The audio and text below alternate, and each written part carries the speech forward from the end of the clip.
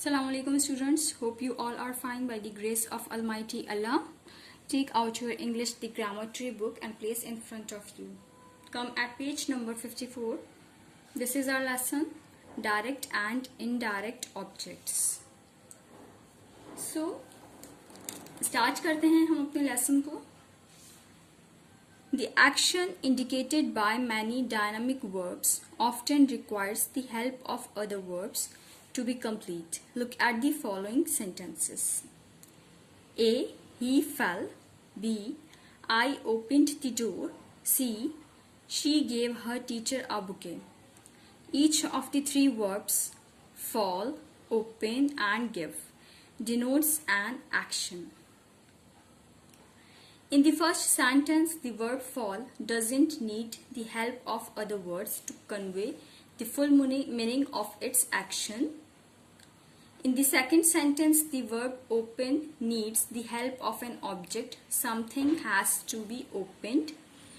In the third sentence, the verb give needs the help of two objects. Something has to be given and it has to given to someone.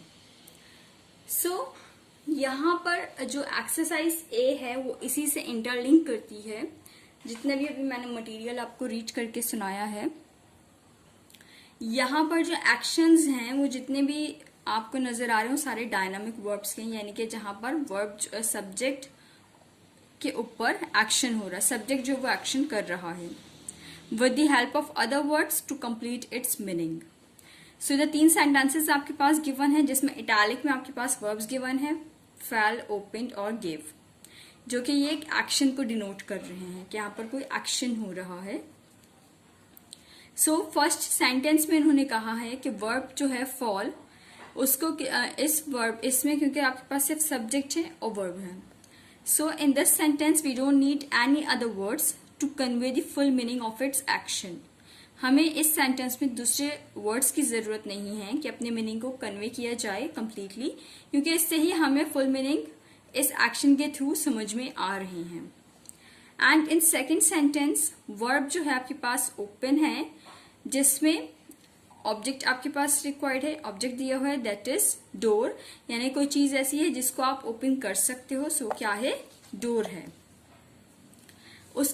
इसके बाद आपके पास आ जाता है third sentence में verbs given needs the help of two objects, जहां पर आपके पास टू ऑब्जेक्ट्स हैं. ठीक है. She gave her teacher a bouquet, her है हर टीचर, उसे अपनी टीचर को दिया, क्या दिया? बुके दिया है. सो यहाँ पर एक शख्स लेने वाला है और दूसरा शख्स देने वाला है. So now come to the exercise A. अब एक्सरसाइज ए जो है वो इन्हीं तीन सेंटेंसेस पर बेस कर रही है. Refer to the examples and explanations given above and fill in the blanks to understand the concept of objects better. Choose from the option provided in the box. One has been done as an example. यहाँ पर आपके पास कुछ box में words हैं. इन words को आपने carefully sentence में put करना है. तो फर्स्ट आपके लिए एग्जाम्पल दी गई है. अब आप इसको फिल किस तरह करोगे? ऊपर जो आपके पास एग्जाम्पल और एक्सप्लेनेशन दी गई है उसी की बेस पर. So put a pencil in your hand. The object of a verb is a dash, यानी कि इधर जो वर्ब का ऑब्जेक्ट है वो क्या है? वो नाउन भी हो सकता है और प्रोनाउन भी हो सकता है. सो इधर हमने पुट किया है नाउन और a pronoun. Come to the second one. Direct objects are directly related to the action of the verb. In the second sentence the action of opening is directly related to dash. Second sentence की यहाँ पर बात हो रही है. ठीक है, कि डायरेक्ट ऑब्जेक्ट जो है वो डायरेक्टली रिलेट कर रहा है एक्शन ऑफ द वर्ब से.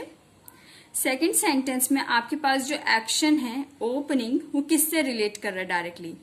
ऊपर पहले ही सेंटेंसेस में गिवन है कि direct objects are directly related to the action of the verb. तो यहाँ पर भी आप किससे, ओपनिंग जो किससे डायरेक्टली रिलेट कर रहा है? ऑब्जेक्ट से. और ऑब्जेक्ट है आपके पास the door. So write here the door. Come to the third one. In the third sentence, the action of giving is related to dash. which is the direct object of the verb. अच्छा जी, यहाँ पर third sentence में जो giving है, gave जो italic में आपके पास गिवन है, ये किससे रिलेट कर रहा है? यहाँ पर डायरेक्ट ऑब्जेक्ट वर्ब का क्या है? बुके. ठीक है, तो क्या लिखोगे आप? The bouquet. Write here. Come to the fourth one. Indirect objects are the dash of the action shown by the verb. So indirect objects जो हैं वो action जो verb की show की जा रही है उसके क्या है? Receivers हैं. So right here receivers.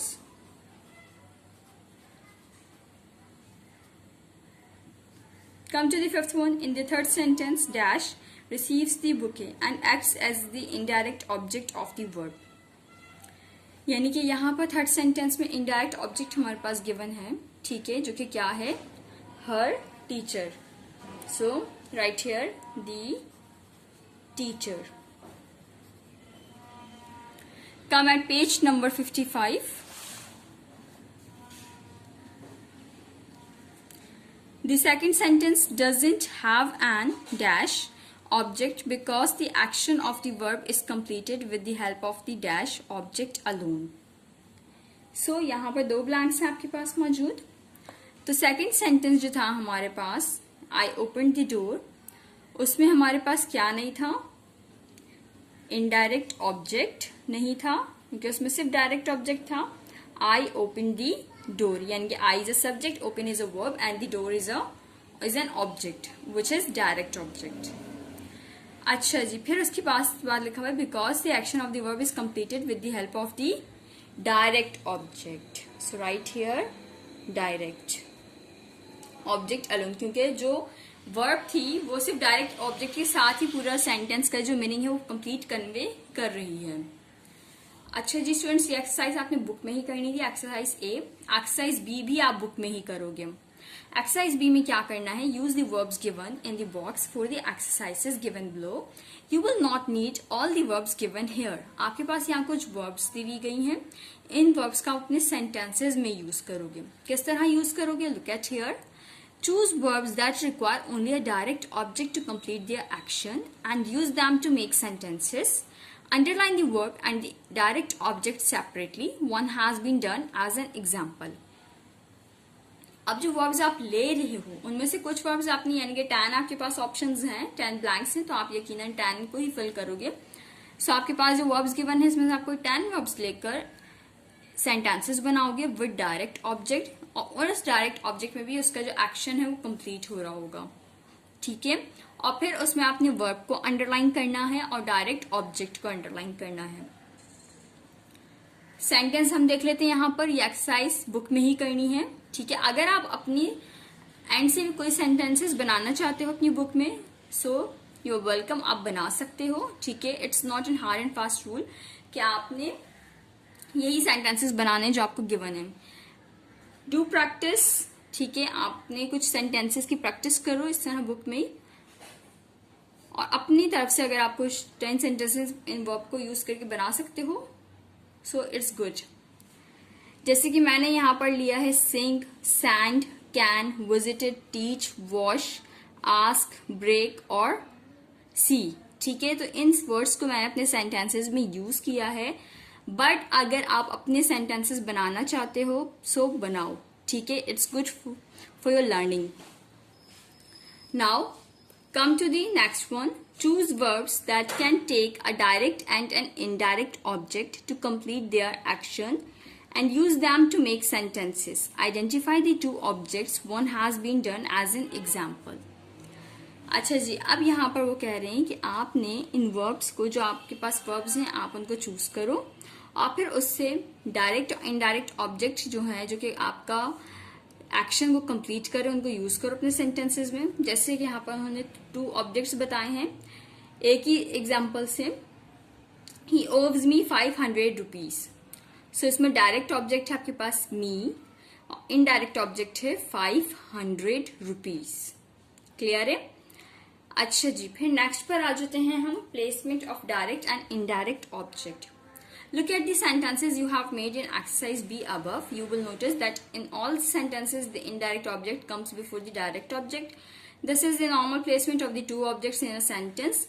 First the direct object, then the indirect object. अच्छा जी, जब आप सेंटेंसेस एक्सरसाइज बी में आपने कुछ बनाएंगे जहां आपने डायरेक्ट ऑब्जेक्ट के साथ साथ कुछ इनडायरेक्ट ऑब्जेक्ट भी यूज किए होंगे, तो यहाँ पर उसी की बात हो रही है कि जब आप इन ऑब्जेक्ट्स की बात करते हो अपने सेंटेंस में, तो उसकी प्लेसमेंट यही होती है कि फर्स्ट आप डायरेक्ट ऑब्जेक्ट को रखते हो, देन इनडायरेक्ट ऑब्जेक्ट को रखते हो. ठीक है. Now turn eight page number 56. However, it is possible to reverse this position by using a preposition with the indirect object. Look at the sentences given below. अच्छा जी, अब उन्होंने कहा है कि आप इन पोजीशंस को रिवर्स कर सकते हो प्रीपोजिशन को यूज करके. ठीक है. इनडायरेक्ट ऑब्जेक्ट के साथ, जैसे कुछ सेंटेंसेस की इन्होंने एग्जांपल दी हुई है. She gave her teacher a bouquet. अब ये जो था आपके पास थर्ड सेंटेंस था, आपने जो भी एक्सरसाइज ए में यूज किया है, जहां पर आपके पास सब्जेक्ट, वर्ब, इनडायरेक्ट ऑब्जेक्ट और डायरेक्ट ऑब्जेक्ट था. अब यहाँ पर इन्होंने क्या किया है, जब यहाँ पे एक प्रीपोजिशन को यूज किया है तो उसमें डायरेक्ट और इनडायरेक्ट ऑब्जेक्ट की जो प्लेसमेंट है वो चेंज कर दी है. She gave a bouquet to her teacher. ठीक है. अब प्रीपोजिशन को यूज कर दिया है टू के साथ, इनडायरेक्ट ऑब्जेक्ट के साथ, जो कि क्या था, हर टीचर. रिमेंबर. सेकेंड आपके पास है mother baked me an apple pie last Sunday. यहां पर भी यही किया गया है कि यहां पर प्रीपोजिशन के साथ डायरेक्ट और इनडायरेक्ट ऑब्जेक्ट की प्लेसमेंट चेंज कर दी है. Mother baked an apple pie for me last Sunday. Is it clear? Next आपके पास स्टूडेंट से जो बॉक्स में लिखा हुआ यही है. The use of the prepositions 2 and 4 doesn't work with all the verbs that takes 2 objects. Given below are few examples. यानी कि कुछ सेंटेंसेस आपके पास ऐसे होंगे जहां आप 2 ऑब्जेक्ट यूज तो करो, डायरेक्ट और इनडायरेक्ट ऑब्जेक्ट, लेकिन यहाँ पर आप 2 या 4 यूज नहीं कर सकते हो बिकॉज इट मेक्स इनकरेक्शन. ठीक है. वो आपके सेंटेंस को इनकरेक्ट कर देगा. एग्जाम्पल है the library find me 50 rupees. अब इस सेंटेंस में ना हमारे पास 2 है ना 4 है, और इनकरेक्ट वे में ही दोनों आ रहे हैं जब हमने 2 और 4 यूज किया है. The library find 50 rupees to me. The library find 50 rupees for me. Is it clear? Second sentence भी सेम ही है, जहां पर 2 और 4 यूज करके हमारा सेंटेंस जो है वो रॉन्ग हो रहा है. Now come to the exercise C, जो कि आप अपनी नोटबुक में करोगे. इट्स मीन के इस चैप्टर से आपने जस्ट एक्सरसाइज सी ही अपनी एक्सरसाइज नोटबुक में करनी है. So look at here. use 2 or 4 to change the placement of the 2 objects in the sentences given below. यहाँ पर आप 2 और 4 यूज करके प्लेसमेंट चेंज कर दोगे दोनों ऑब्जेक्ट्स की इन सेंटेंसेस में. So start it. Sentence 1. They have offered me a very high position. Subject, helping verb, action verb, direct object और इनडायरेक्ट ऑब्जेक्ट. अब हमने इस प्लेसमेंट में चेंज करना है. किस तरह? 2 और 4 को यूज करके. So let's see. They have offered a very high position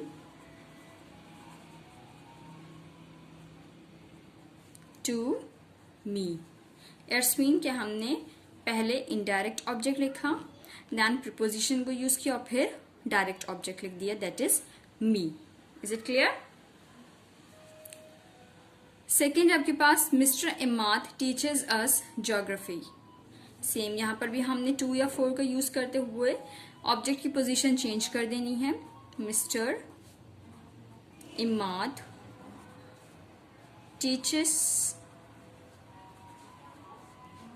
geography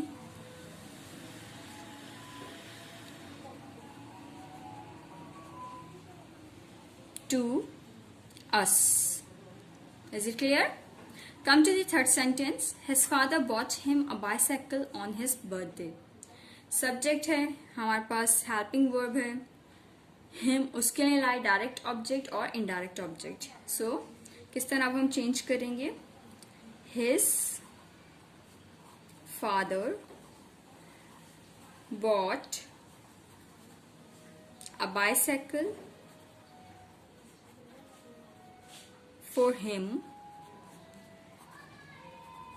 on his birthday. Is it clear? Now come at page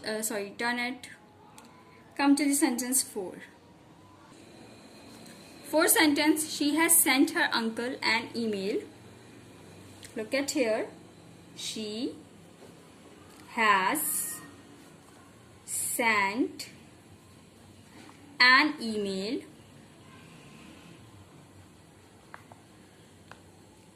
to her uncle. ठीक है, जहां पर हमने दोनों ऑब्जेक्ट की जो पोजीशन है वो चेंज कर दी है. I have brought her very good news. So I have brought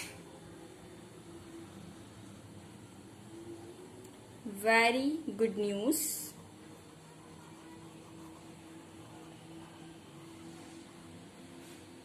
to her. Come to the sixth sentence. My grandmother gave me a book of stories. So my, एक हमारे पास है me, ठीक है, और एक है a book of stories. दोनों objects को हम चेंज कर देंगे पोजीशन को by the use with the help of preposition. My grandmother gave a book of stories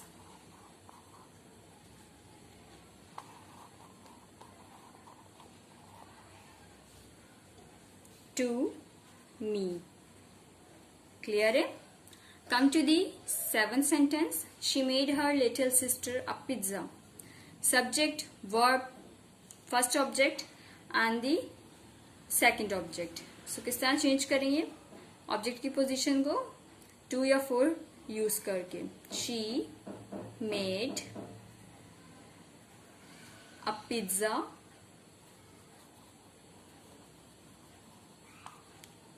for her little sister. Clear it? Now come to the sentence number 8.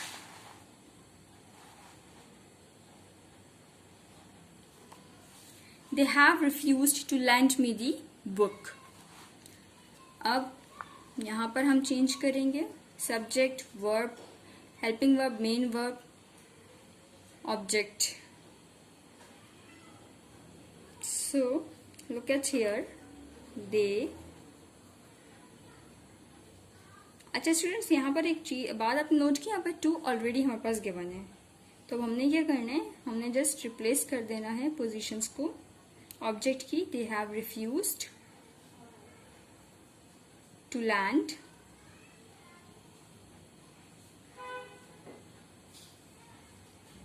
The book.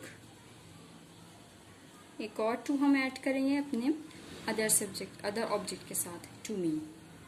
ठीक है.